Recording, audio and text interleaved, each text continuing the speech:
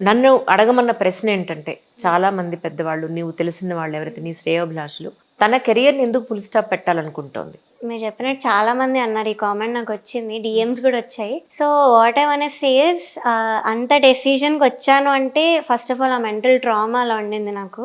Especially 'పాడతా తీయగా' నుంచి.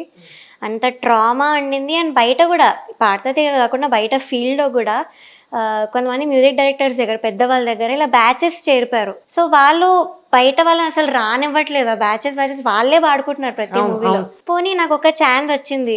ఒక పెద్ద మూవీలో పాడాను. బ్యాకింగ్ వోకల్స్ 10 డేస్ ఎళ్లి పాడాను. పొద్దున్నుంచి మిడ్‌నైట్ 3 వరకు అలా పాడాను. హ్మ్.